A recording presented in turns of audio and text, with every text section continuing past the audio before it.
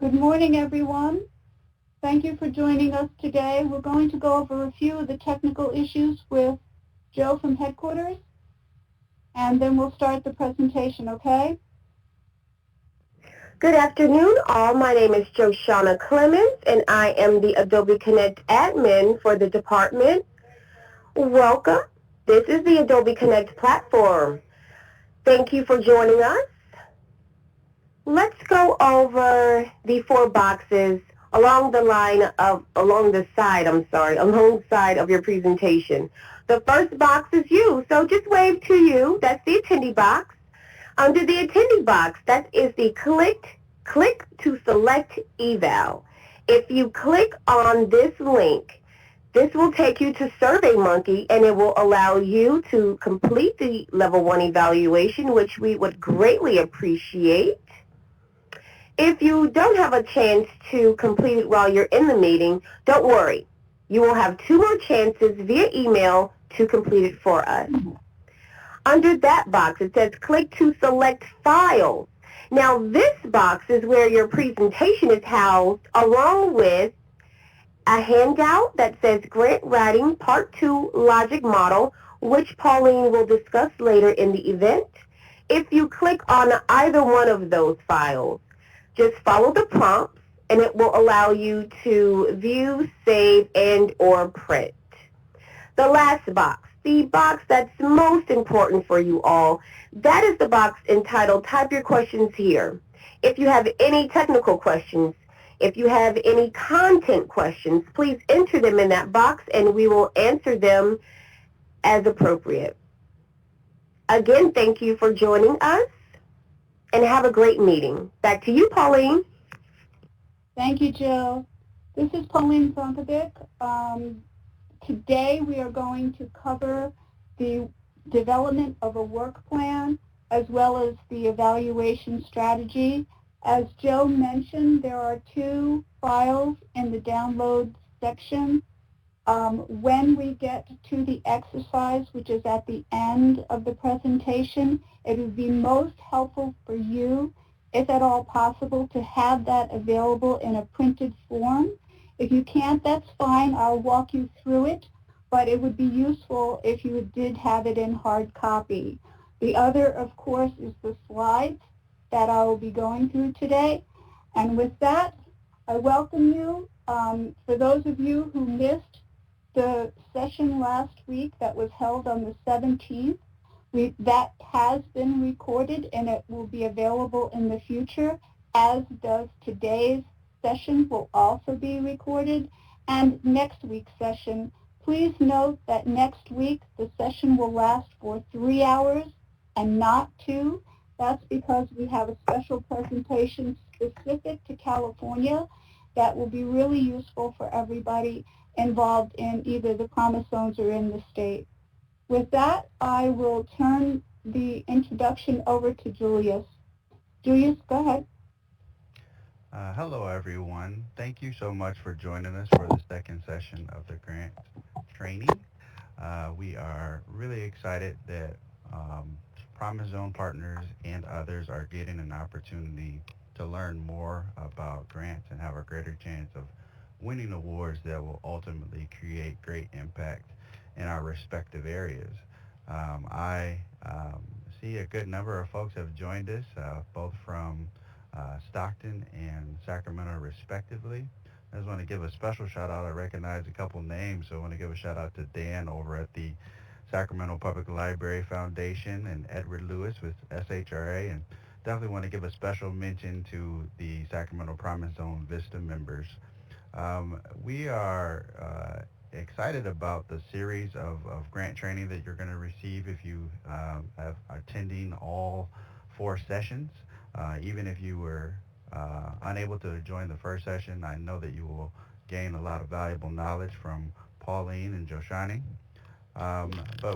One of the reasons why we're extra excited is because we recently had a national coalition of Promise Zone, National Promise Zone Coalition federal convening where a great number of federal agencies, change agents and other leaders spoke about the great resources, technical assistance, funding in the realm of federal grants. They spoke about all the things they had available, and I think that federal convening piggybacks with this grants training, because if you learn about all the great resources, you want to be able to take advantage of them, and then learning all the great information you can learn from Pauline and Joshani, you will have a greater chance of taking advantage of those things and winning the award. Now, if you are hearing this and it's your first time hearing about the federal convening, don't fret. We were able to record all of those sessions, and you can view those at the Sacramento Promise Zone Facebook page. We also have a Sacramento Promise Zone YouTube channel where you could go and view any of those sessions at your leisure. You can also reach out to me at jaustin at shra.org to get more information about that.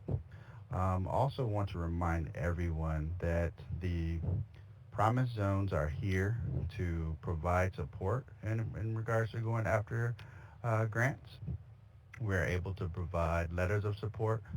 We're able to help take advantage of preference points, both Promise Zone preference points and Opportunity Zone preference points, which gives you a greater chance of winning an award. We also can help with connecting to the granting agencies. So please do not hesitate to reach out to us. We also know that you all are doing great work in your community. We know that you're serving the community. But I want to remind everyone that everyone that you serve is coming to you for the great things that you have available to them, but it's probably guaranteed that they have a need that doesn't align with the work that you do. So if someone, for example, was coming to you for some educational resources, you might not be the person to provide health resources. And what we recognize is that those folks would be greatly benefited if they knew more about all of the great resources that were out there. And so we try to share information out so that people are more aware. And so if you follow the Sacramento Promise Zone Facebook page, you go to the Sacramento Promise Zone website and sign up to receive notifications. You will be in the know on all types of opportunities, resources, and we try to make it so that we're just a one-stop shop so you can know about everything. So instead of having to search for a bunch of different organizations, you can go to the Promise Zone Facebook page or receive the Sacramento Promise Zone communications and learn about resources from hundreds of organizations and entities. And so you can find us by simply searching Sacramento Promise Zone on Facebook, and our website is at sacramentopromisezone.org. Once again, that's search for Sacramento Promise Zone on Facebook, and our website is sacramentopromisezone.org. So with all that, I just want to say thank you for joining, welcome, and I would like to turn it back over to Pauline. Thank you so much, and that information is really beneficial. If you look into the chat box, you can see how to contact Julius. And again, this workshop is recorded or is being recorded and will be available in the future. So if there's anything that you've missed, please don't fret. We are all here to help and connect you as best that we can. With that, let's get started. For those of you who didn't join us last time, again, my name is Pauline Zvonkovic. I am with Field Policy and Management out of the Utah HUD office. I have been teaching grant writing workshops for about 18 to 20 years now. We converted my in-person workshop to scale it down and focus strictly on aspects of grant writing, and that this is an effort to get this information out virtually, and hopefully it will be beneficial to you. So This is the second part of the grant writing series. I will cover today developing a work plan or an action plan for your program. It's sometimes called a scope of service or scope of services by HUD in one of HUD's applications.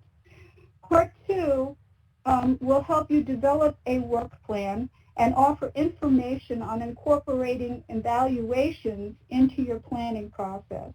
There's many ways to evaluate the sex of a program or project. Excuse me, my allergies are a bit tough today, so forgive me. I will cover how evaluation tools can be helpful. I'll use a logic model to help guide a program or project evaluation strategy, and I will show you how to incorporate that within your program design. Logic models are simply graphically show how a program will be evaluated over time and what program elements are in place to achieve change.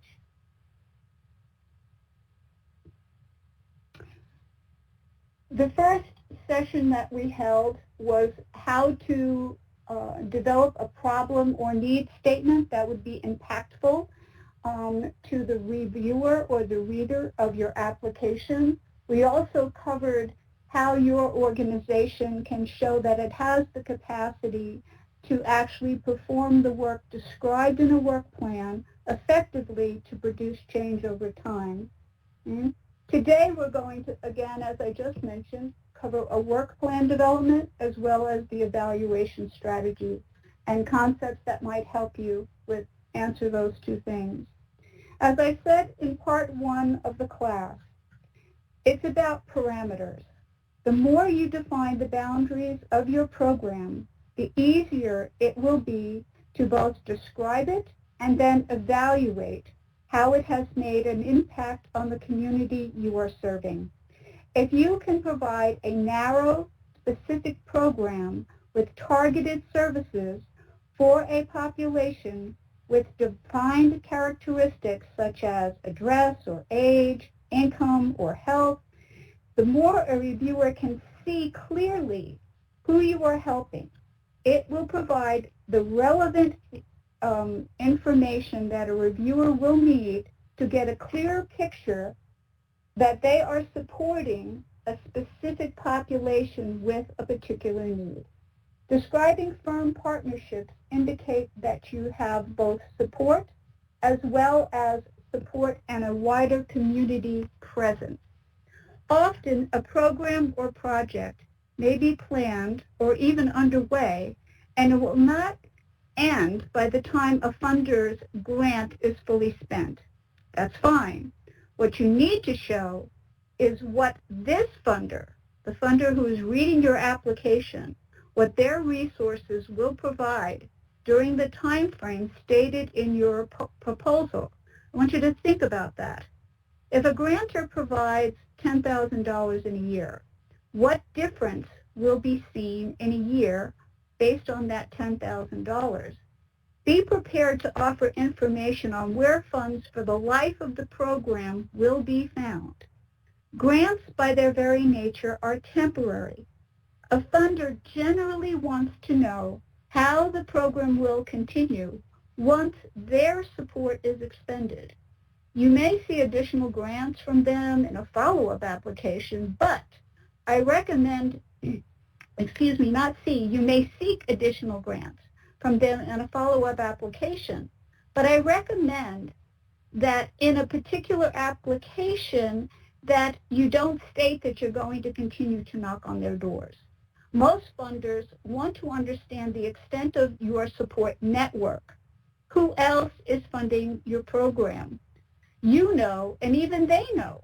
Again, you may ask them for funding, but it's best that you present a way in your application to show that you have broad-based support, including support from other funding agencies.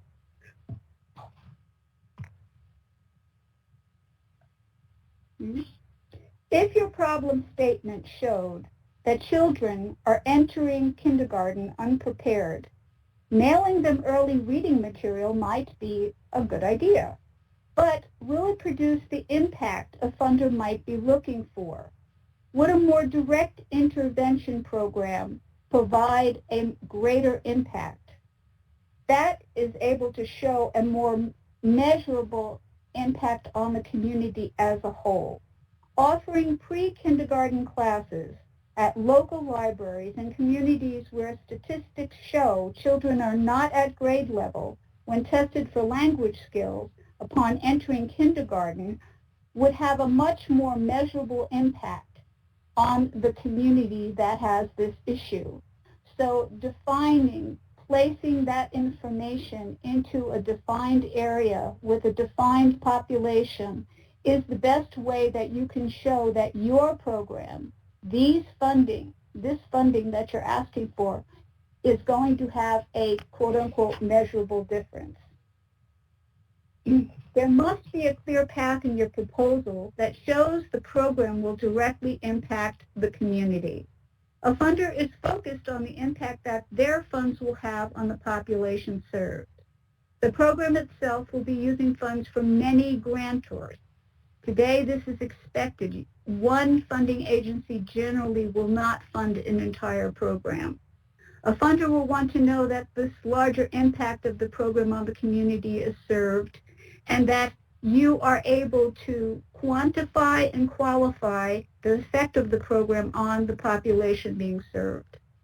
Programs generally often last for many years, sometimes even decades. If the problem you are focused on is a long-term problem, how will the new grant funds change anything? You have to think about that conceptually. Grantors want to support a winner.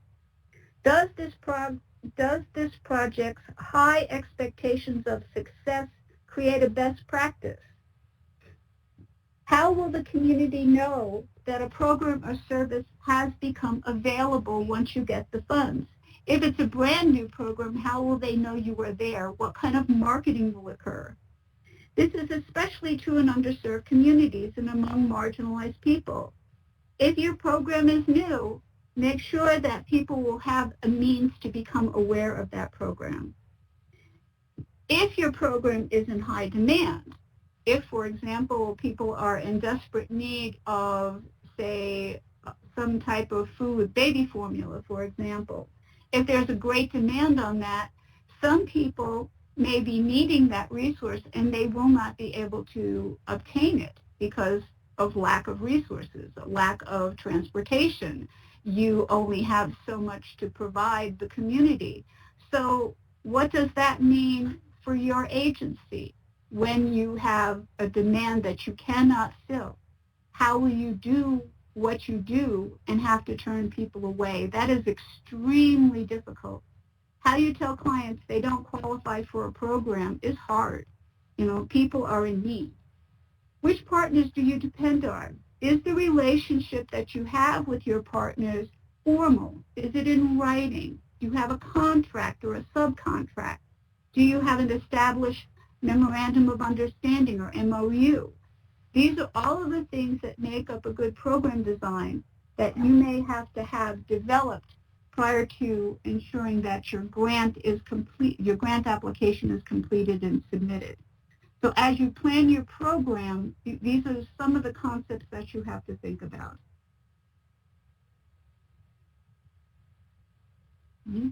I often get calls from people who want to do something about homelessness. And often I personally hear the comments say, no one is doing anything about homelessness. It's obvious because there are so many homeless people on the streets. And of course, that's not the case. We have a very strong network of providers working very hard to address homelessness. So when someone approaches me and says, you know, I want to do this fantastic program and I want new money for it, I stop and I say, how have you done your research on what programs or projects exist in the community currently? And oftentimes people are unaware of what exists in their community. So it's up to you to truly understand who is addressing or what agencies are addressing an issue currently and how your program is in addition and meets an additional need that the other programs do not. Or Do you offer a program that will be more effective than one that's ongoing at the current time? These are all of the conceptual things that you have to think about as you put your program forward or you put your work plan together. Creating a training program, as an example, creating a training program for people involved in manufacturing, might be really worthwhile. But what if a local manufacturing company generally hires students from a local technical school? A new manufacturing training program that you may want to run may not fill the community need simply because right now that need is being addressed for manufacturing employee trainees by a technical school. So if there is a need for jobs in the manufacturing realm or service delivery system, and you want to help that become more robust, you really have to connect with not only the training program but the existing manufacturers to determine what else you can do that will be a benefit, because creating a training program is not necessarily what is needed because it exists already. One thing you can consider is taking your program for a road test and develop a pilot program. This allows you to narrowly define a program's elements and run it to gauge how well it addresses or resolves problems identified in your program. Pilot programs offer a way to fully measure the impact on a tightly controlled group.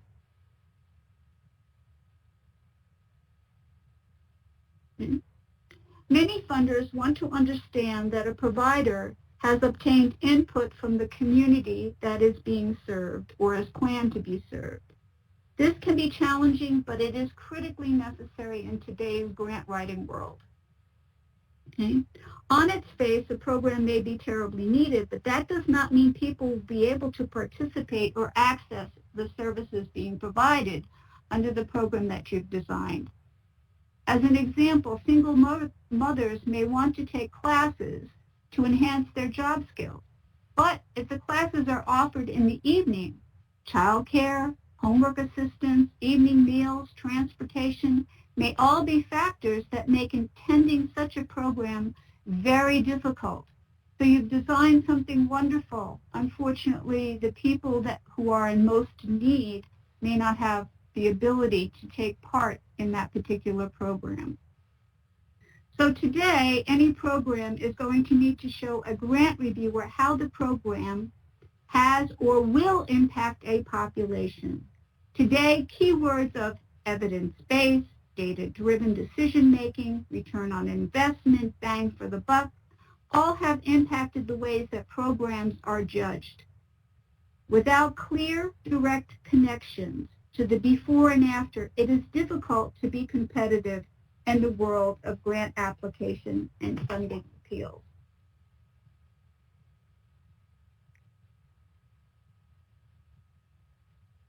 There are many ways to create a more affordable housing program. Okay? There may be many ways to assist a community you are serving. What you need to do is create a picture of why your particular plan, run by the people in your agency, is a solid plan with specific actions that will create meaningful and measurable results, right? So if the need is, as this shows, for more affordable housing, there are many ways, there's multiple ways that agencies go about creating additional affordable housing opportunities.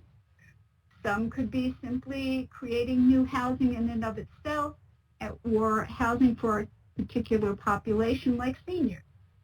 Some could be enhancing the utilization of the National Low-Income Housing Tax Credit Program.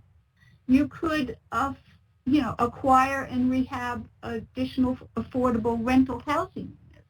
All of these are ways that you can go forward on creating affordable housing, but you have to decide what is the best way for your agency to address this problem. This is a very simplified example, and there are other actions, of course, other than what is listed, but You can see as an outline, it gives you some ideas of how an organization could create a program that increases the number of affordable housing units for a particular community. So you have to decide what aspect of your program you will do, and if you are relying on others, what your partner agencies will provide to make your program more robust.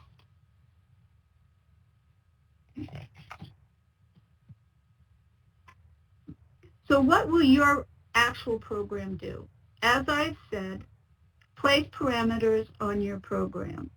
For this grant writing training, okay, a short program description, if I were to develop one, could be the following. Staff will conduct 3 virtual grant training sessions for 100 people for 2 hours each on September 17th, 24th, and October 1st of 2020. The trainer will provide materials and offer a 2-hour open classroom discussions on October 8th, 2020 to ensure all outstanding questions are answered. Class participants will be given grant proposal tools to increase their ability to secure financial resources for programs benefiting agencies and residents in the Sacramento and Stockton Promise Zone areas. Training evaluations will show participants, 1, increase their ability to craft proposals with clearer, data-enhanced problem statements. 2, concise agency capacity descriptions. 3, work plan and evaluation designs utilizing logic models that demonstrate program organization and community impact. And 4th, better budgets and budget narratives. Long-term outcomes of increased grant awards will be tracked by Promise Zone agencies. So that's just a very simple way to describe a particular program. In this case, if I were to come up with a description of what this class is to do, that's one way that I could describe it. Okay? So how do you gather information and report on outcomes for your program? Many of you may have already started collecting information and providing reports to your funders. Report management is challenging. The more funds you are granted from different grantors, the more reporting is required. The more reporting, the more time and resources will be required to manage financial aspects of the program or project. Today, no one agency is expected to fund an entire project or program. In the vast number of cases, you will need multiple funding sources. And oftentimes today, you need both public and private dollars in order to go forward.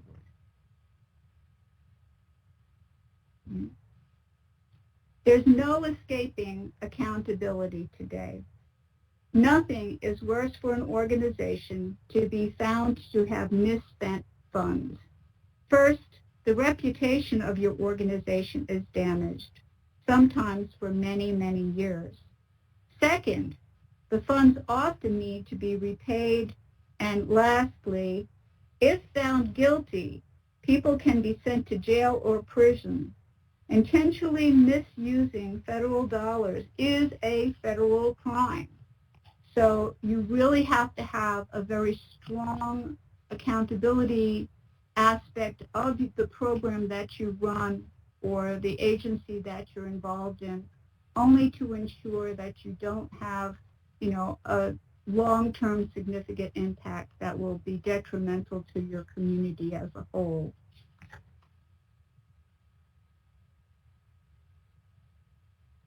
Okay. As you develop your work plan, it is important to incorporate an evaluation strategy into the plan itself. You need to know how activities will be reported and how information will be stored and analyzed, how it will be collected, how often, and by what means. Will you be looking at data on each individual served, or are you going to be looking at a group of people Are you going to do a focus group? Are you going to do a survey? How are you going to collect the information? How often? When? Is it going to be broad or is it going to be narrow? Will you use evaluations at the end of an event? And will you then go back and resurvey the same group or sample group to judge the long-term impacts of your program? How will your agency use the information to ensure that the program is meeting the goals stated in your application? If partners are involved, do you need reports from them to understand how well the program is operating? This is critically important, and I do have meetings where I see agencies who are conducting a program or a project stall in their ability to report back to their funding agencies because their subcontractors or their partner agencies are really lacking capacity to actually report back to the primary agency lead on the impact that they've had on their program. So as an example, if you have a program that you have developed and it is to, for example, teach a particular job training program, that's terrific. And that's, laudable if that is the need in your community. So you have this job training program and you establish a partnership with two other entities. One, for example, could be providing child care. Another could be providing transportation. Now, in the entire scope of the program that you develop, you have subcontracts with these two agencies. Now, if you have a contract with a transportation agency and you are going to use grant funds to help that transportation agency actually provide transportation to and from, say, a housing complex or a series of housing complexes so that individuals in those housing complexes can take part in this particular training, you will need information from that transportation provider to show that they've actually picked up people, dropped off people, and recorded the mileage and or the gasoline usage in order for you to reimburse them. If at the reporting period that transportation partner is not able to provide that information because they have, for example, a volunteer not keeping track, that's going to be very difficult to then provide them the resources to fulfill their part of the job. So if they're not able to provide the information, maybe you cannot use them because you cannot reimburse them. And the whole thing can become very difficult. So it is important that you clearly understand and all of your partners understand what their obligation is. And it is best to have that obligation written in some kind of a subcontract or a memorandum of understanding so that you can clearly show that you have their full support and their understanding of what information they have to provide to you in order for your program to meet all of the tests of a reviewer.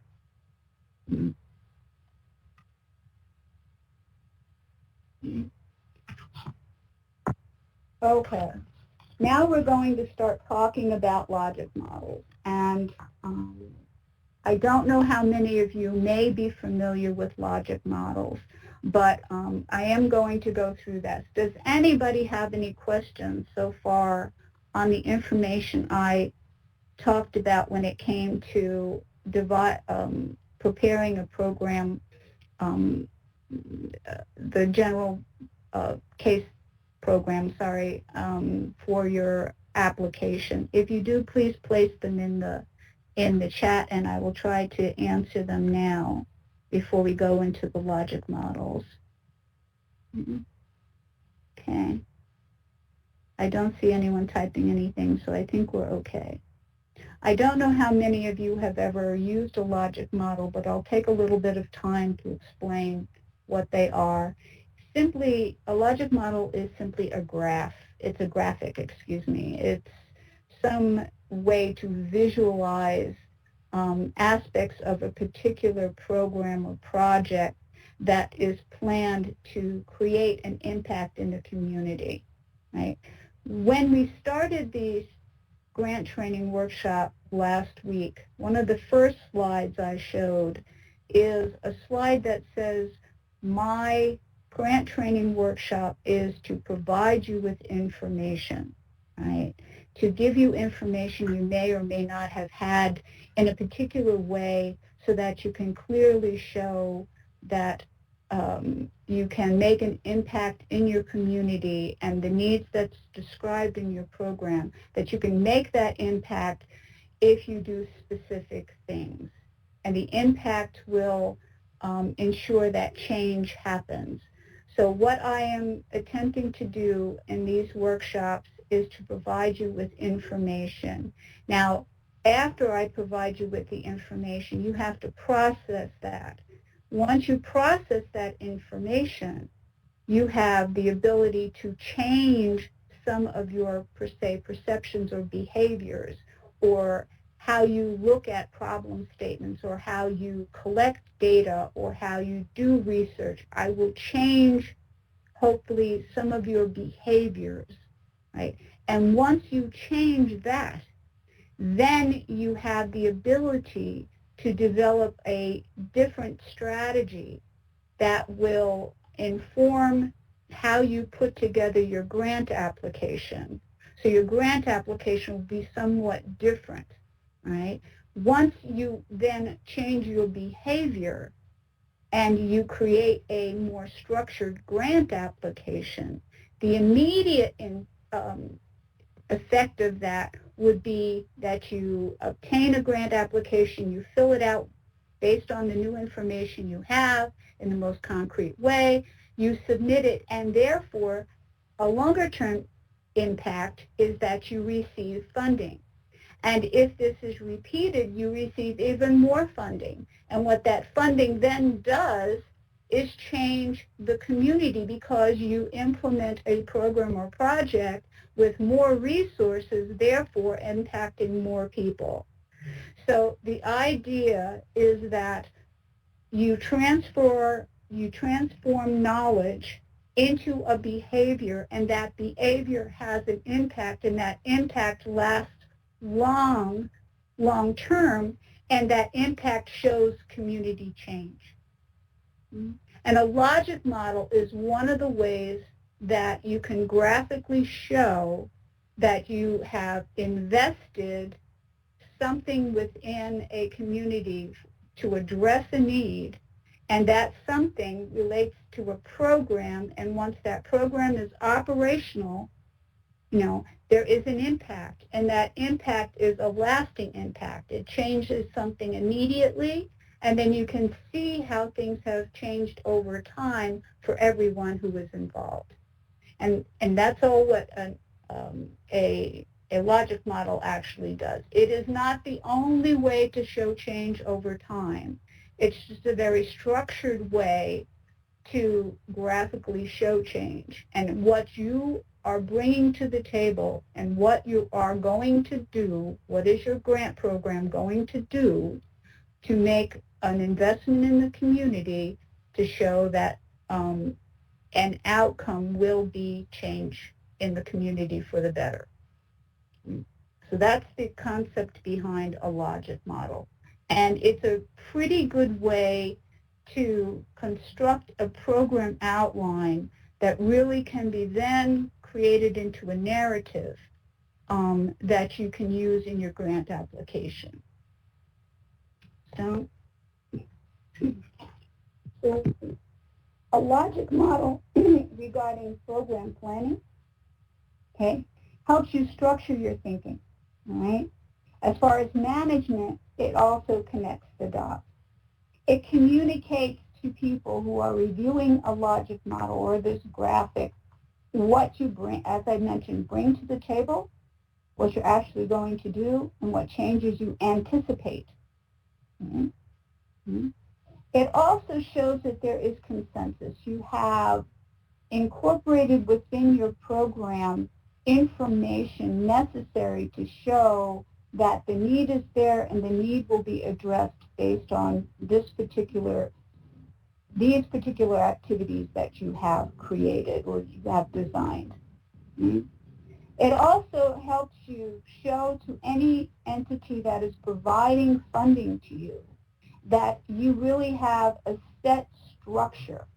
And that is critically important today. I mean, having a set unifying structure that people can follow really is a big benefit. A logic model is, again, as I mentioned, a graphic, right?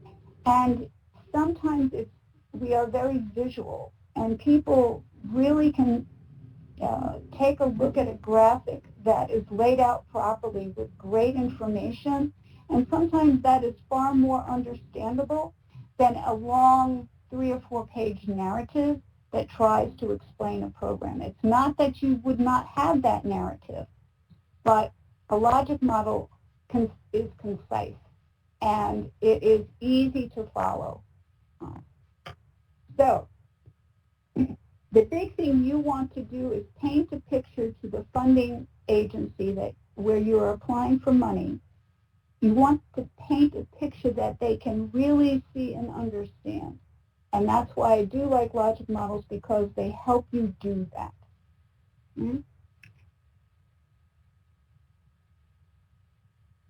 So if you have pulled down that graphic as far as the handouts go, this is the logic model worksheet that I have provided.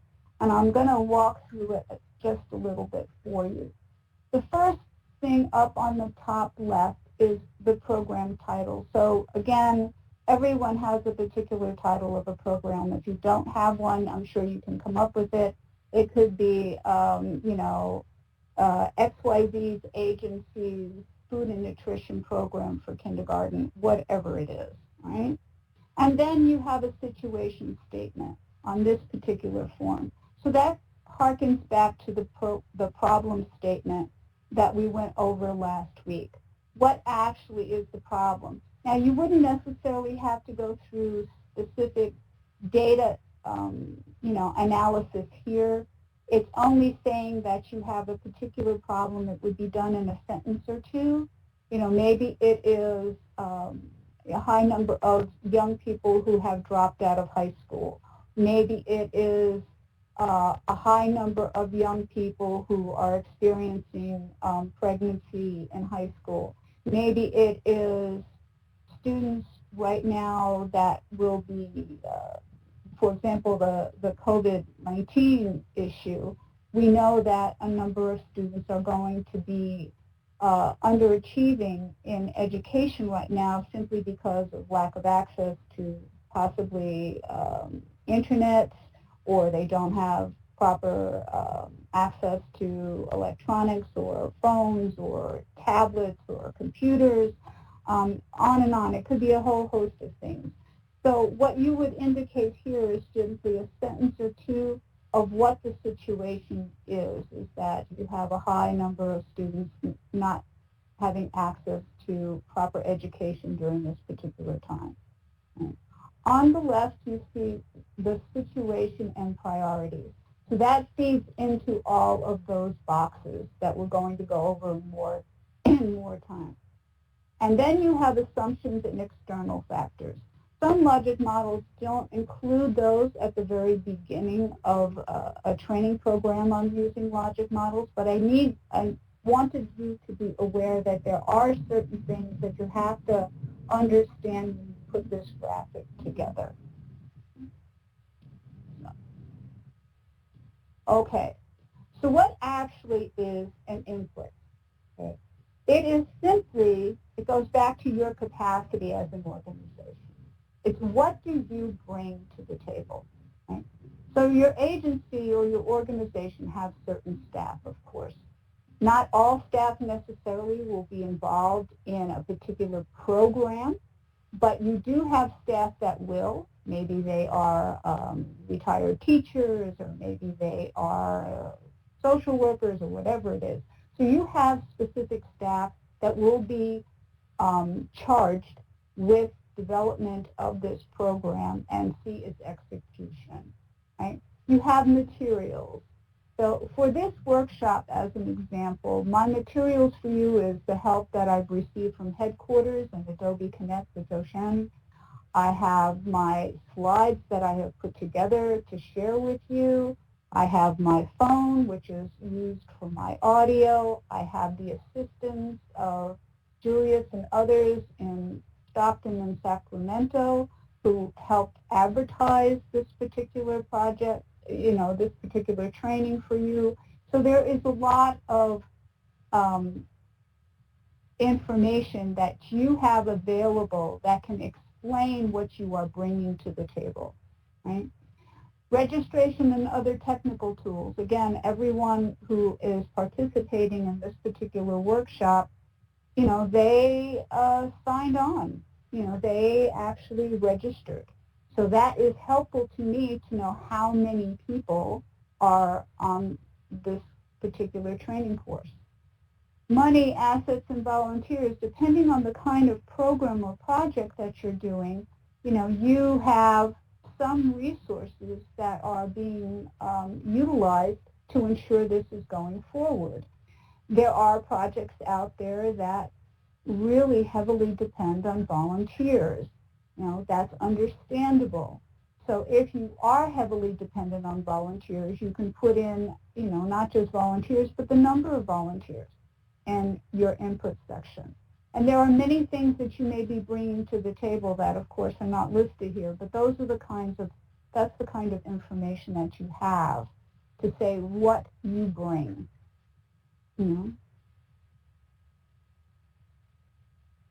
And then you have the next two columns, and it's output. Right? And this is where sometimes people get somewhat confused. What does an output look like? Right? It is the volume or a number of things that are done or actions or activities. It's always a number. I call them widgets. Right? So how many houses get built? If that was your intent of your program was to create additional housing units, how many actual housing units got built?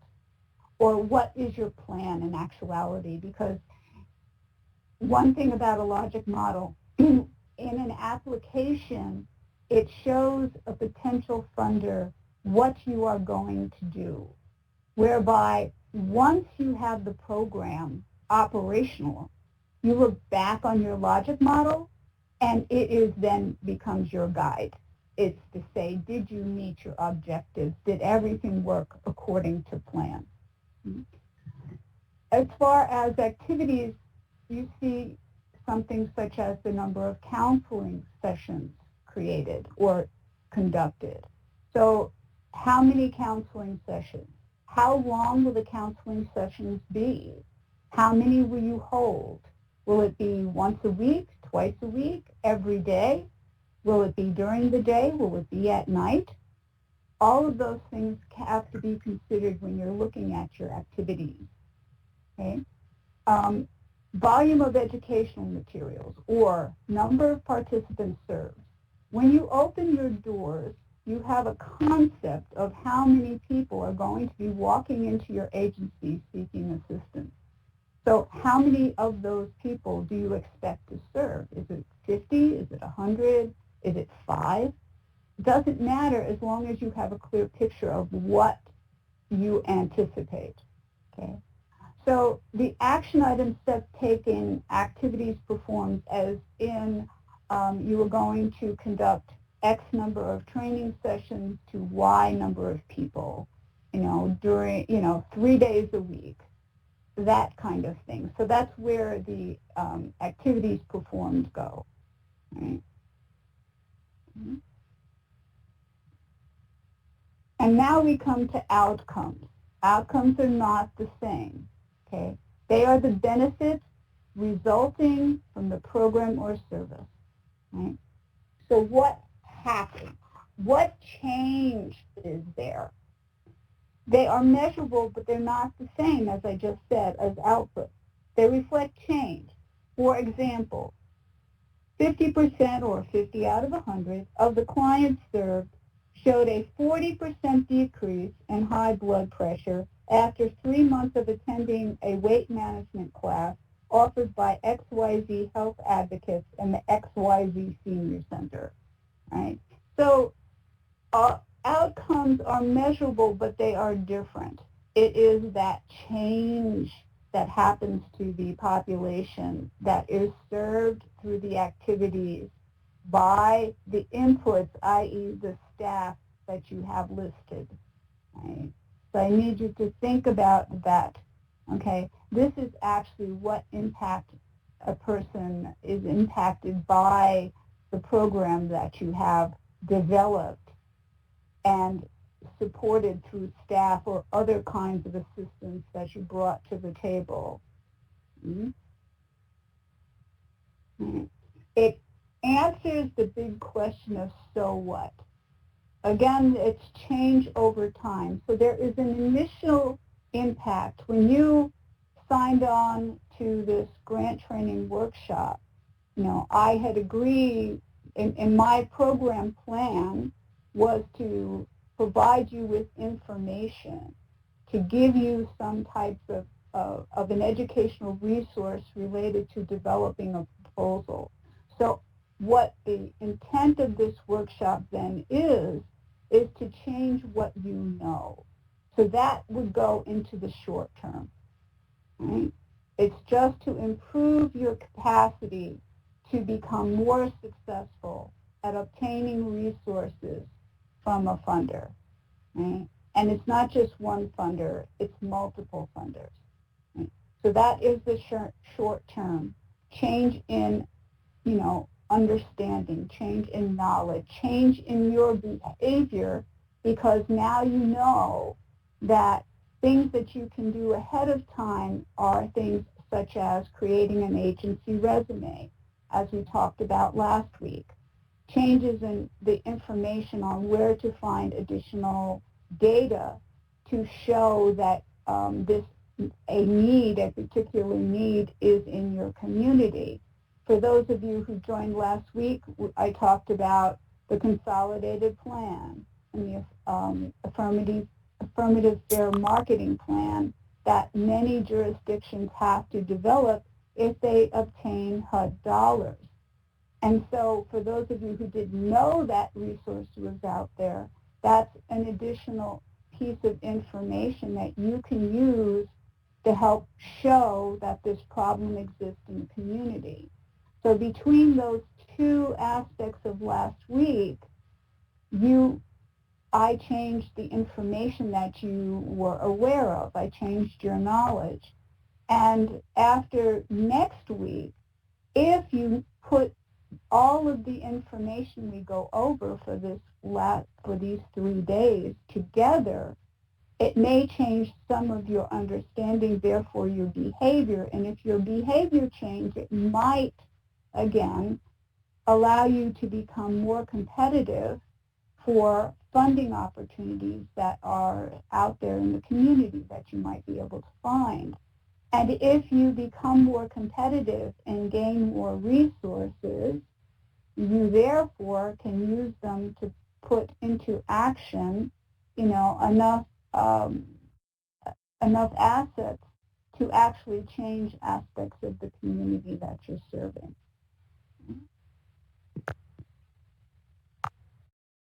I was mentioning, this is one of the slides that I really think describes an output versus an outcome really, really well.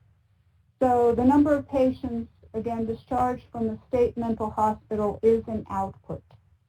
The percentage of discharged who are capable of independently living is an outcome. So it's not how many worms the bird feeds its young, but how well the fledgling flies. And I just think that is an excellent way to describe the difference between output and outcome. I call them widgets, of course, and outcome is change over time. So the percentage of birds that are able to fly because they get enough food versus the poor ones in the nest that kind of didn't get there, That kind of tells you how well a program actually operated. In this case, how well the birds took care of their young. So again, what you want to really focus on is how to evaluate the impact that your program or project has had on the community that you're served. And you have to incorporate that evaluation strategy within your program plan. I can't stress how important it is today to do that. So here's an example that gives you a little bit more information on where information goes in what particular box. So you invest staff, volunteers, money. Again, all of you have some level of resources at the current time, at least I would imagine that you do. And whatever those resources are financially, that could be the starting point, at least as far as an input goes. You have equipment, you have technology, your partners. And then you have an output, okay?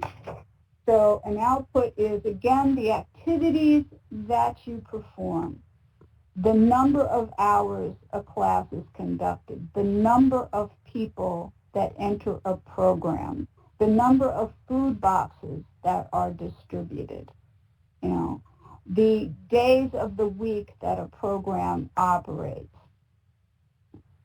All of those are outputs. How many workshops are actually created? Who do you reach?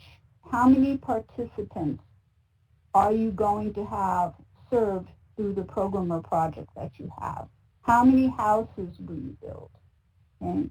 How many citizens will be involved or engaged in your program? When it comes to outcomes, as I mentioned previously, it is learning, it's your attitude, it's your skills, it's your aspirations, it's your motivations. You have to figure out how to evaluate, the impact of your program initially when people are served in your program or project at the beginning. When this entire series of classes are over, you will receive the evaluation surveys to ask, has this particular 3-week program for grant writing, has it helped? Has it made a difference? And how significant of a difference? But in actuality, what I want to see is that in the long term, my ultimate goal is that when you go through this class or these 3 sessions and you create an application to bring resources into your community, and those resources come, the long-term aspect of this 3-week training is that those resources are used in a way that improves people's lives. So the long-term impact of this particular training session, these 3 training sessions, is to actually change the lives of the people in your community for the better through your actions, not ours. And that's the intent of this whole thing. Unfortunately, I'm not there 2 years from now to see someone, say, graduate a training program or move out of assisted housing or achieve a high school diploma or do any of the other things such as obtain permanent supportive housing. I wish I could be, but if these trainings have any impact on that, I feel that it then is successful. So it's up to you to figure out how, whatever you structure in a program or project, that you have the ability to look back and say, this made this difference.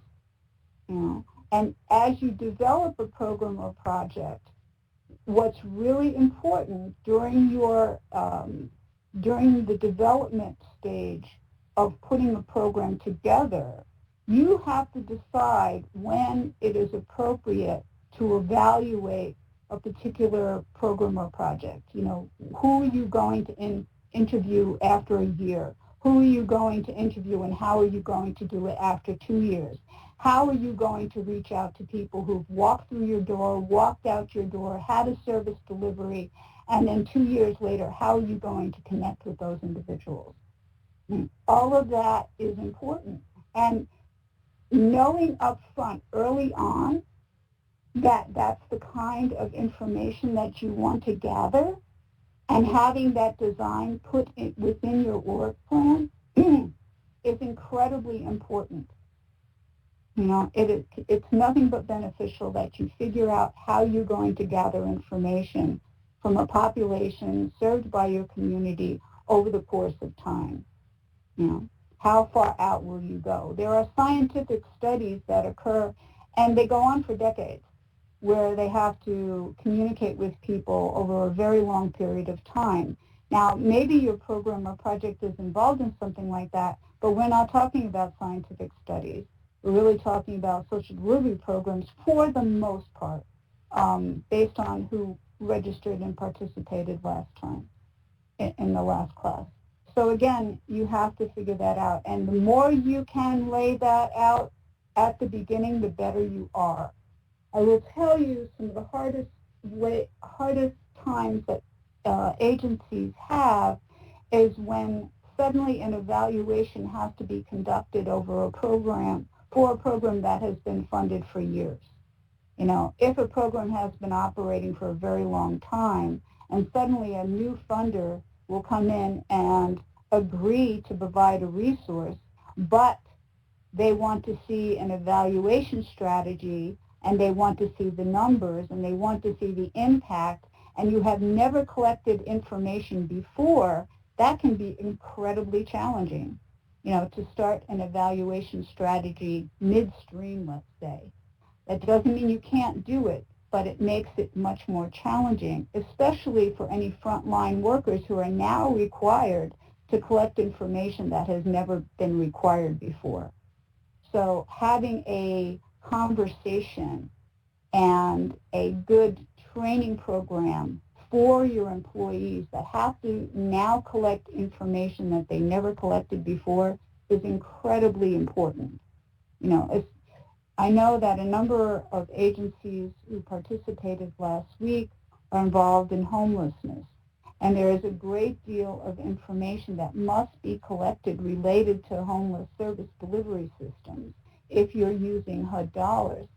And it is challenging, it is difficult, you know, to have frontline workers delve into people's lives and collect the information that's required. It's not easy, you know, and the more that those frontline workers understand the critical need for that data, the more likelihood they will be able to collect it effectively because they will understand its importance. You know, it can be very, very challenging.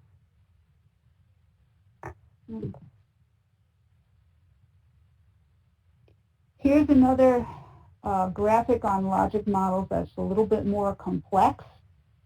You can see some of the aspects of logic models that I haven't mentioned previously. So you have your inputs, outputs, outcomes. For under outputs, you will see assigned satisfaction. Right? Satisfaction of the participants in the actual program is something that you may want to collect. Because if people are incredibly satisfied with the services or the delivery system that you have or the program that you provided, then you know that you're on the right track to meeting their needs. Right? If the satisfaction is poor, then you have, you know, some work to do, as in what is that, you know, whatever program or project it is, why is the satisfaction of that program low? You know, for those who actually go through it, is it because it's the wrong time of day? Is it because it's not offered in a language that is easy for them to understand because English is not their primary language? Is it the information is too complex or it's too simple? Whatever that is, that's important for you to understand because if the satisfaction remains low, then the anticipation of having, a high demand from the community you're serving is low as well, because they're not going to come after a while. They're just not going to participate and take their time. So you need to know how satisfied they are with the information that is provided or the program that you provided. Right? When it comes to the outcomes, again, it goes through the short-term, medium-term, and long-term. And again, the impact is long-term. That's what you're actual, driving for. You really want to see that there's change that happens in the community. On the bottom, we'll get to assumption and external factors in a few minutes, but on the bottom you see the words process, needs, outcomes, and impact.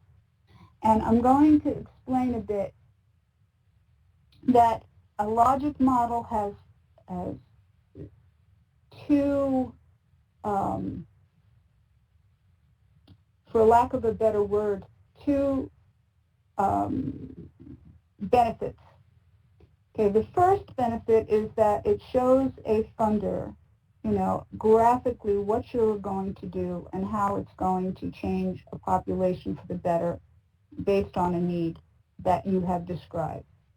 The second thing a logic model does is that it allows you, after the fact, you look back on the graphic after the program is operational, and you can then determine whether or not, as you go forward and you are conducting your program, is it meeting the expectations that were placed in the logic model at the beginning? So you place a logic model, as an example, you place a logic model in a funding application, and you get the money, right? So your program is running and everything is fine. You have an evaluation strategy that's incorporated into your program. You are going to ask specific question of the population you serve. Within those questions, you will gain information on not only have you estimated need properly and estimated what kind of outcomes will occur, you also have the ability to determine internally, have you as an organization been effective in conducting a particular program going forward? Have you had the right number of staff? Have you had the right number of classes, let's say? Have you housed, people effectively? Have you decreased an incident of a negative incident of some kind in your community, such as robberies or, traffic tickets, whatever it is? Have you internally ensured that your staff is able to do what you want to do with the resources that you have within the constraints that you have? Have you been actually effective? And you can evaluate your program through external as well as internal eyes.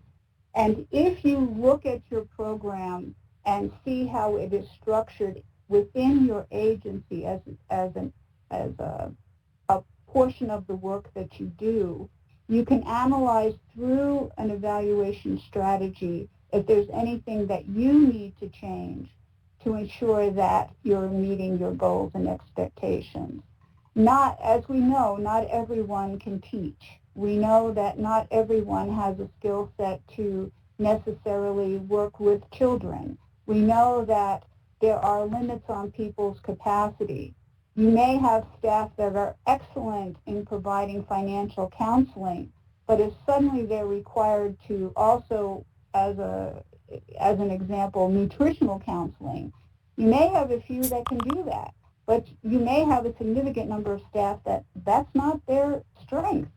So you would know through an evaluation strategy that taking on not only financial but nutritional guidance for a population may not have been effective. You needed different staff or different skill sets in order for that to work. So for you to understand the internal operations of the effectiveness of a program and to make sure that it's meeting its goals, your evaluation strategy has to both be outward-facing as well as inward-facing. And as you learn the strengths and weaknesses of a program that you are conducting, it is up to you to then change whatever is going wrong to ensure that you can, for lack of a better term, right the ship or right your boat. You have to be able to ensure that individuals really are being served properly and getting the most benefit possible. And if you see that you're not making the impact that you anticipated, it's up to you as an administrator of a program to ensure that you become aware of those issues and you work really hard to create a new environment, to make changes necessary so that people are successful.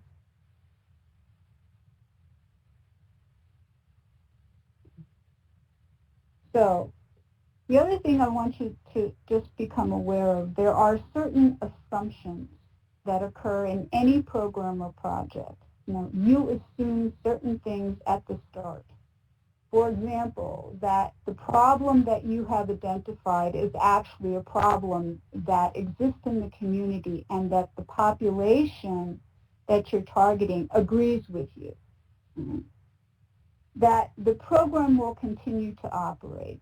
I mean, that sounds a little strange, but I have seen programs that go forth and come under, the realm of an agency taking them on and going forward, and then suddenly they realize that the program itself has got internal flaws or it was never really properly designed, and it goes away. It has to go away because it's just not being effective, and it could be a drain on the agency itself. So that is something that you have to understand, right? There are expected outcomes and benefits.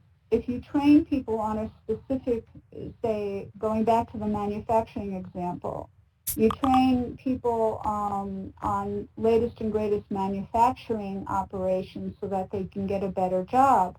If, for example, all of the people that have gone through that training go out and look for work and they're not hired, why? Well, it's possible because the manufacturers in the community get all of their employees from specific technical schools, and they're not interested in independently trained, employees in manufacturing.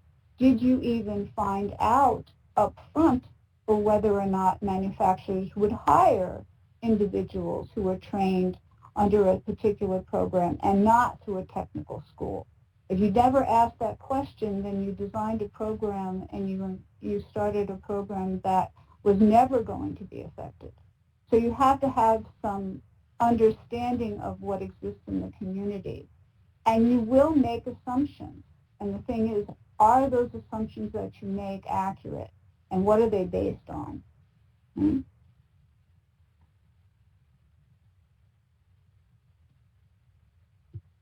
Often, some of the assumptions that we have is that everything will stay the same. And if anything has taught us anything in 2020, that we know that we would have never assumed in 2019, that a virus would hit the United States and have the impact that it has. We just would not have assumed that that would ever happen. Now, maybe it won't be an assumption that we have to go forth every year from now and think that another virus will hit the United States, but we have to be aware of, the curves that can happen within life just being life as it is. In this case, it is understandable that you would walk into a program or design a program and say that your staff will be there to conduct whatever activities that they will be assigned going forward, but we know that there is turnover. But you would assume you would always have the staff that you have trained appropriately to be able to carry out the services that you have said in your application will be carried out. Right? And you already have an understanding of the population that will be engaged with the program or project that you have designed. So they're going to participate. You have done your research. You know that the need is there and that it is one that the community is identified with. So they will participate in whatever program or project you have designed. That's an assumption. There are external factors that you have absolutely no control over, i.e. this crazy virus. But there's other things such as political change. In a community we have elections, and a sitting council or the leader of a particular community, such as a mayor or even the governor of a state, they can take action or pass laws or ordinances that will completely upend a particular program or project. So having some level of flexibility has to be in your back pocket, because you don't have any way to necessarily impact that external factor. It's just not possible. So you really have to adjust as best as you can, and just be aware that there's always something out there that can, cause you to become very, very creative.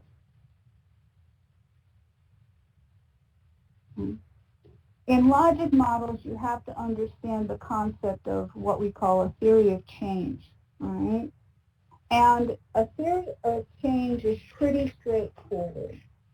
It has to do with, if you do something, then it results in something else, and that then becomes your standard, for judging the next thing that will go forward. So showing you what this might look like in a scenario. Okay? So a theory of change, okay, is how and why a set of activities, be they, part of a program or project or initiative, are expected to lead to early, intermediate, or long-term outcomes. In this case, so if you invest money and time, all right, then you can provide, say, tutoring, in this case, for this example, for a school, for a particular school, for 50 children, right? So if you are providing tutoring for 3 hours a week to one school year to 60 children, then the students struggling academically can be tutored. Okay? If students are struggling academically and you have a tutoring program, then the students will learn and improve their skills. If they learn and improve their skills, the result will be they will get better grades. If they get better grades, they will move on to the next level of school. So the idea is that you have to do one thing, and that creates a new baseline normal. And then you do that new baseline normal is then impacted by whatever you're doing, and that change then creates a new baseline normal. And then you do something else to that particular new, quote-unquote, changed population, and then you have a new aspect of the population, and they're at a different place. So a theory of change simply means that whatever you do to your base population, you then create change, and therefore you start over with a new base population, right? So there are assumptions, there are expectations that occur at each stage of the development of a program or project that you have to think through, especially related to the impact that you have, and you then describe it within a logic model framework.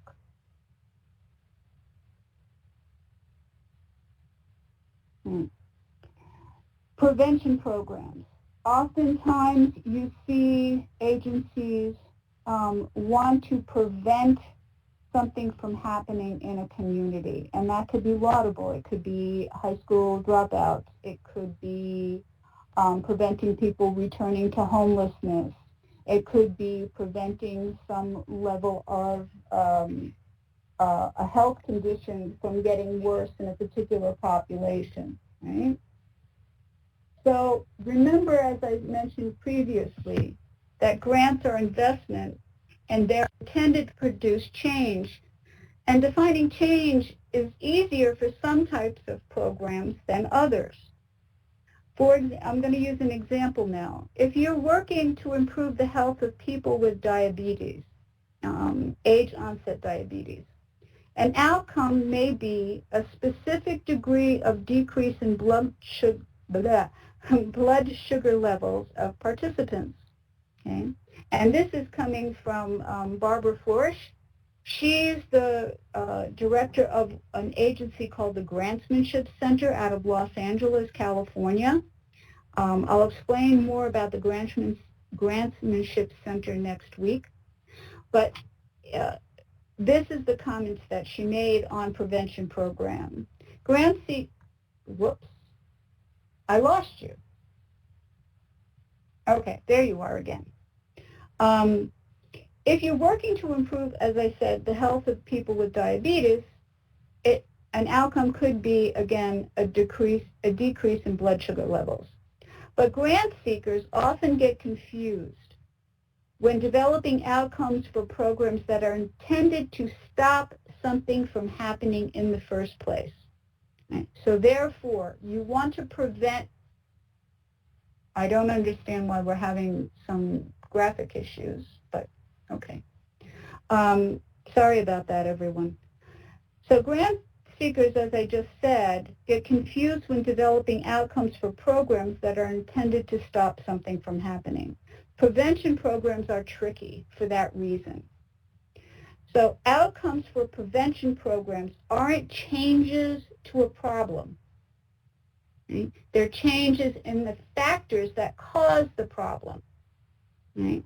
So the logic is clear, she said. If you're trying to stop something from happening, you've got to identify the causes of the problem and root them out. What causes onset diabetes in older individuals, right? It is related to their blood sugar levels, right? So how do you prevent diabetes? Well, in this case, by attacking why blood sugar levels are raised, what causes those to be raised in that population. And if you can decrease those levels, then the incidence of diabetes would therefore decrease. Mm-hmm. So a decrease in the blood sugar levels will decrease diabetes. That's a given, right? So how do you make that happen?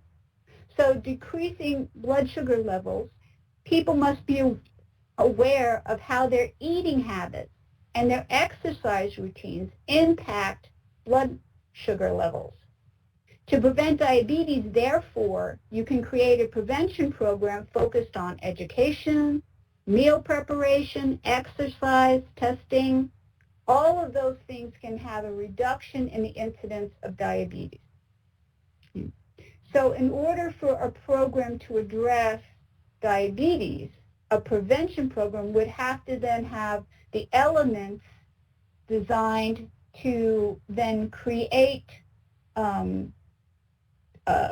change in all of the ways people understand and take care of their health, so that diabetes doesn't then become either they don't develop it, or if they do have it, that their need for insulin can be reduced based on other ways to address their problems, right? So if you reduce blood sugar levels in people, they're less likely to develop age-onset diabetes, right? And if you reduce the incidence of diabetes, you therefore are improving people's health. They will be less likely to need, as I just mentioned, insulin. And if people are less likely to need expensive insulin, they will then be able to save on their prescriptions, right? That savings could allow them to spend more on the other needs that they have, right? such as, maybe better dental care, or maybe they're able to, ensure that they can become happier by joining some kind of activity group that they normally could not have afforded to join. Whether I'm not talking necessarily about a gym, but maybe they want to take a class at a university to learn, I don't know, painting, but they could never afford it before.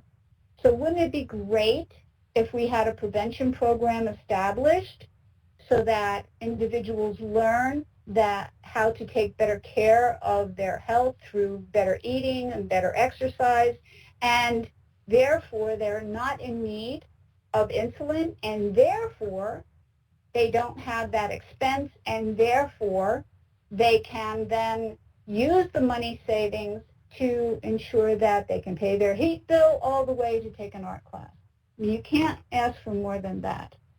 Oh, I see that the network connectivity was lost, and I don't understand why. So let's just see how we can go forward on this a little bit more. So I think you can see what aspects of prevention can be really, really tricky. Right? If you want to reduce teenage pregnancy, right? Well, you need to do specific things, and your outcome is necessarily, it is a decrease instead of an increase.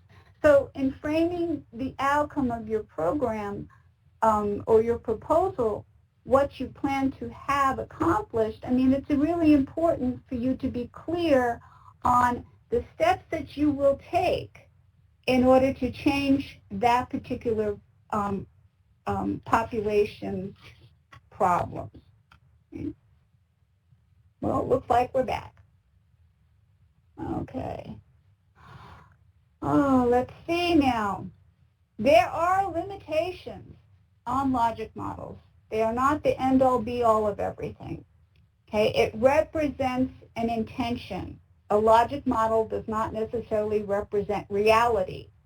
It is just, as a photograph does not always tell the entire picture, well, a logic model will not tell the entire picture of your program. Right? It focuses on expected outcomes, and there's always possibilities that something will be overlooked. It's only a specific picture. It can't encompass everything, and you have to remember that as you use it to further explain the program impacts that you will have if you're provided with the resources that you're asking for. Okay? Generally, positive change is what's expected, but sometimes that doesn't happen. Right? It can simplify a complex nature of the causal relationship of what your program or project will do and what the causes are and what the outcomes are. So you have to understand that there are outside influences that could impact that you may or may not have control over. So those are things that you have to keep in the back of your mind. It's not going to answer everything, but it will give you a good start. It doesn't address whether you are doing the right thing. You think you are, you plan to do the right thing, but again, there's no necessarily guarantee that this is going to be the most effective strategy going forward, but it's what you've got to work with. And again, having a great evaluation strategy that gives you internal feedback on how effective the program is invaluable to your agency. And unfortunately, could possibly stifle some creativity and spontaneity and flexibility, because you have set in stone how you're going to go forward, per se, so you may have to switch gears at some point. Now, if it's federal dollars you're using and you have to switch gears, please ensure that you have gone to the funding agencies that you received the money from and sit down and have a true conversation on what can and cannot happen under the program's guidance that would allow you to alter some of the aspects of your program. Do not do it simply because you feel that you have to, right? Because that's not necessarily the greatest thing for you. You can get in serious trouble if you do not receive permission. Okay? All right. Now comes the time for the example that we talked about. Okay. Hopefully, most of you will be able to pull up that exercise in the attachment files. But I am going to walk you through it if you haven't had a chance to have it printed out. So going back to when we started talking about logic models, right, here is the graphic that you have within the example. Right? In this graphic, you will see you've got input, output, as far as activities and participations. You have outcomes, short, medium, and long. You have assumptions and external factors. So in your handout, you have a full-page worksheet with this graphic on it. And now we're going to go over a particular situation. All right? So here's the situation. Reading to young people helps them develop a love of reading, along with enthusiasm for learning. Yet children from low-income families often lack access to books that are necessary to stimulate cognitive development and learning readiness. That's the situation that you have in front of you. So if you were then designing a program or project for funding, right, to go and put a program that will address the issues raised in this situation together, what would it necessarily look like? Well, program components, that's what these are. So this information now is to go and point by point and placed in the appropriate boxes of that handout. Okay? So this is the information, okay? And I'm going to come back to this slide in a minute. Okay? So, all right, as this example goes, if you see you've got $50,000 in grant as an input, okay? So now you take everything on this slide, and on that blank piece of paper, hopefully you have in front of you, you will put each of these particular items in the appropriate boxes so that you can begin to understand what program components go where. Now, we're going to set a timer for 10 minutes to allow you to complete that exercise, and then I'll get back to you at, let's see, it's 12:06. So at 12:16, I'll get back on the line and see how you did with this particular program model. Meantime, I will take a few minutes and take a look in the chat box to see if there's any questions that I might be able to answer prior to the end. Thank you. I'm going to put you on a timer and on mute.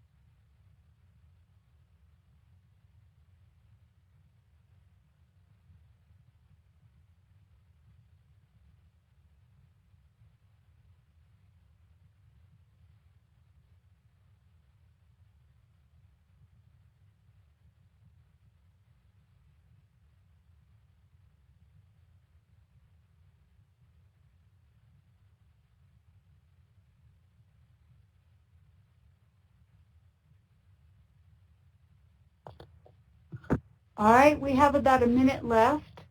If somebody would like to share their screen or use their microphone to see if how they completed the exercise, that would be great. Just let us know in the chat box that you would like to do that, and we can put you either into sharing your screen, or we could also just have you do it through microphone, and I can pull up the graphic. Just let us know if there's someone brave out there that would like to share what they found out through this exercise. Or, guys, you can raise your hand, and I can give you permission to share your screen and cut your mic on. Oh, we have a volunteer, Melinda. That's great. Melinda, there you go, Melinda.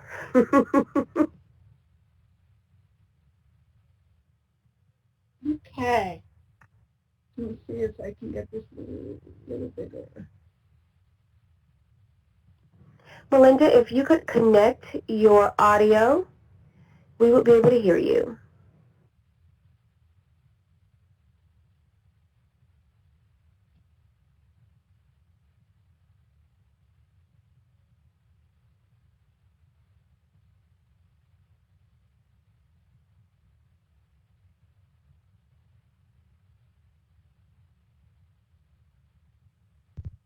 Am I on here?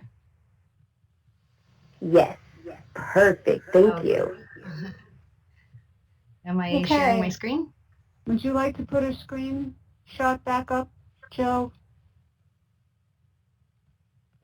I think Melinda knows exactly what she's doing. All right. Yep. I don't want to stop her. Is it up there?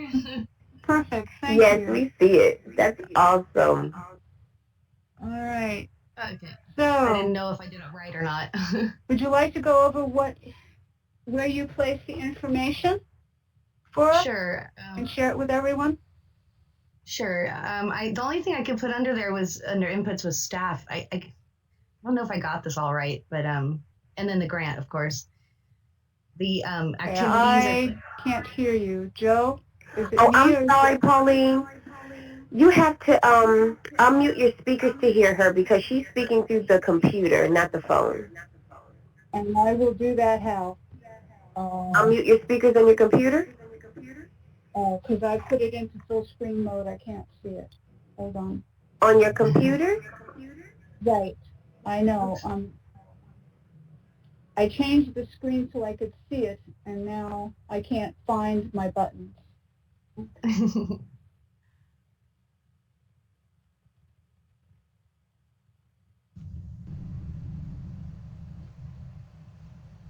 Okay.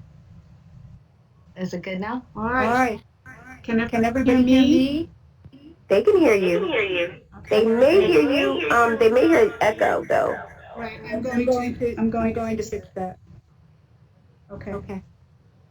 All right. Melinda. Hi. Can you guys hear me? Where did you go?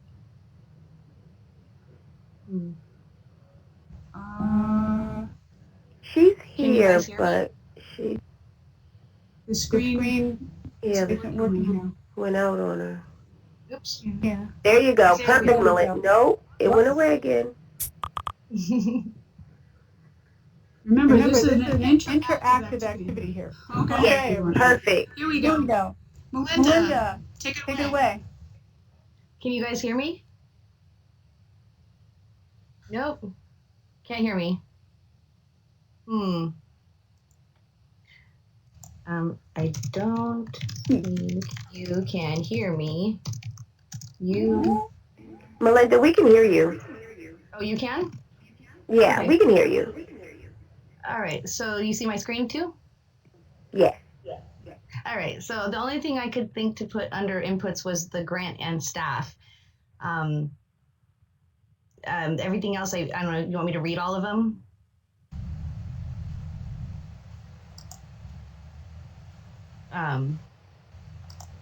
Sure. Okay, so I put the activities as the quarterly newsletter, provide books to preschool children, volunteers read to children weekly, and Governor's Wife starts campaign, the literacy campaign. And then participation outputs was preschool children, volunteers, parents of preschool children, and no, I think I put that in the wrong place. The children learn how to take care of books. I think I'm going to move that. I don't know. Maybe here. Outcomes I put, well, I just moved that. Children demonstrate a desire to read. Medium would be that children learn that reading is fun, and long-term literacy of preschool children increase and children's interest in books increase. I think I used that term increases kind of as a clue. I don't know if I did that right for long-term.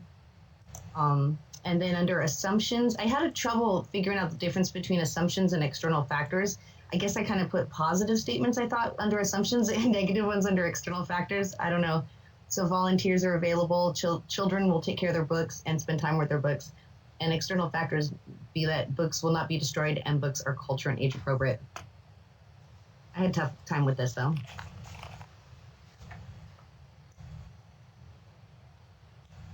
I'm all done.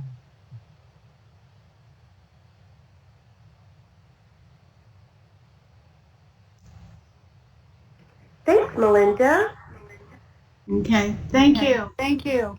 I'm going to, mute my computer speaker so that I can go back to my phone. Joe, can everybody hear me? Yes. Okay, great. Thank you for that. I know, again, technology is a wonderful friend, and then sometimes, maybe not. Okay. Joe, can we go back to sharing my screen?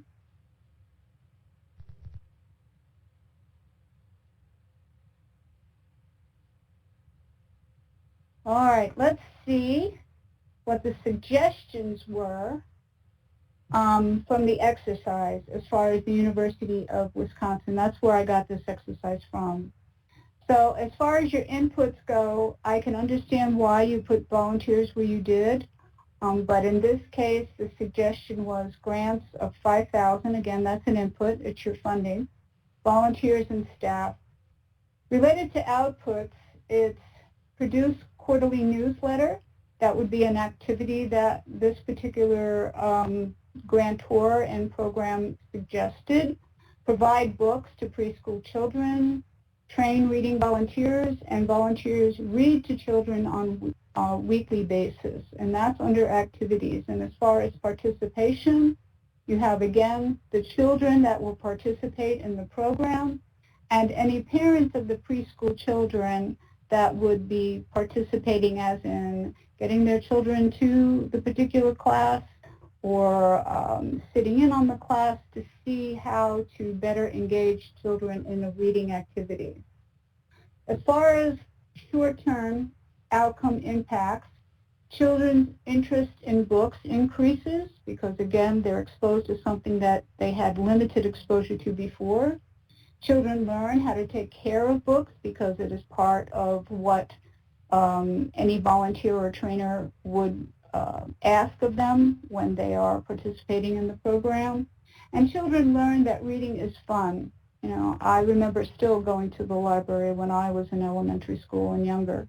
So the medium term is that children, number one, take care of their books because they're a resource, they're an asset that they now have and they understand their value. Children spend time with their books, they read them over and over and they take care of them. And children demonstrate a desire to read. It heightens their awareness of all the things that reading materials can offer them as insight into the world, right? And the long-term impact would be literacy of preschool children increases.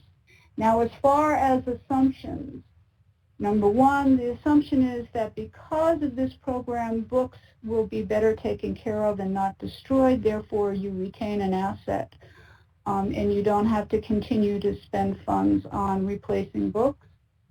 The assumption is that they're cultural and age appropriate. You know, we would not give them War and Peace, of course. And then volunteers are available to help out with the program. These are assumptions in order for this program to be effective. As far as an external factor, if the governor's wife started a literacy program, that would be terrific, and that would then further engage people in understanding the value of a literacy program for young people. So it really can be beneficial in a whole host of ways. Right? Now, another word of caution on logic models.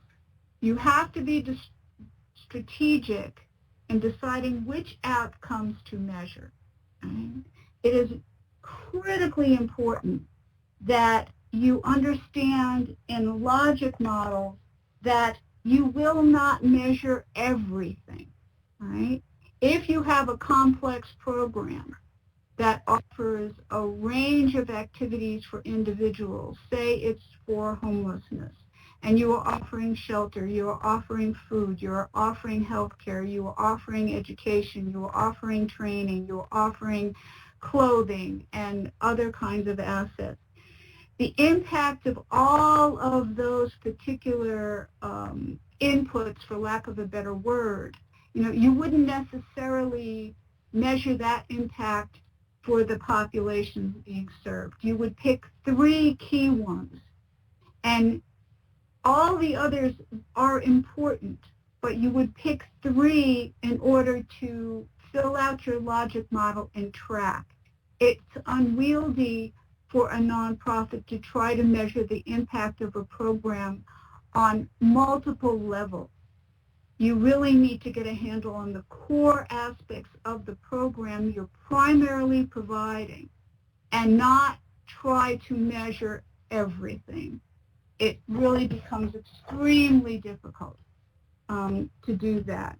So my advice in incorporating a logic model into a program design is that you pick no more than 3 key things that your agency or your organization is providing to the target population, and you stick with those.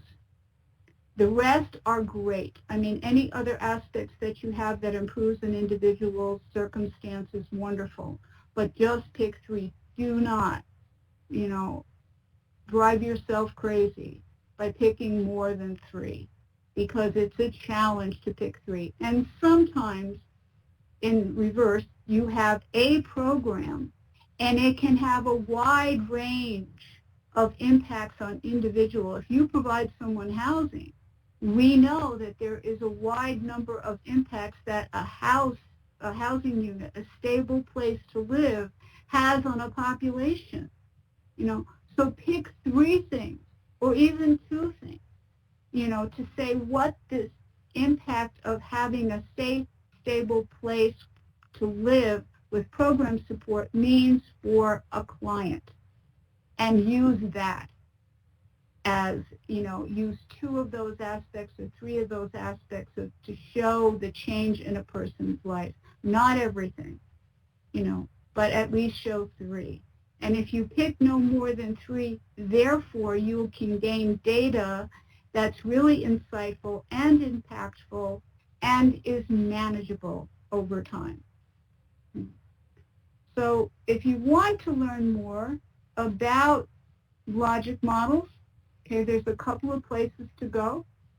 One is the Logic Model Workbook that was produced by the Innovation Network.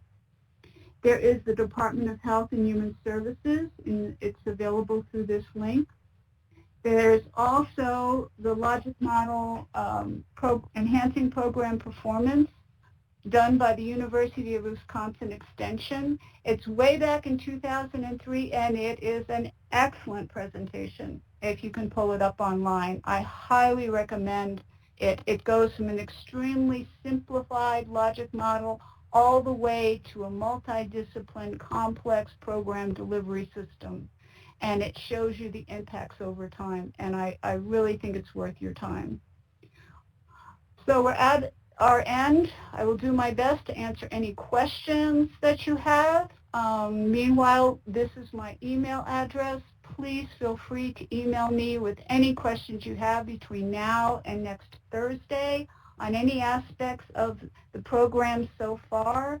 Again, we've covered the need, we've covered capacity, we have covered evaluation strategies and program planning. Next week, we'll be talking about resources and budgeting and where to find financial resources for your program to go forward.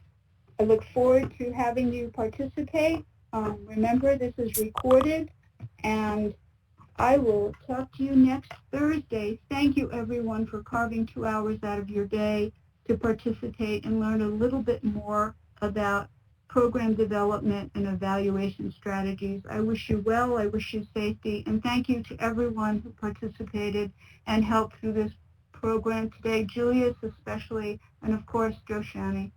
Thank you again. Have a great week, everyone, and stay safe.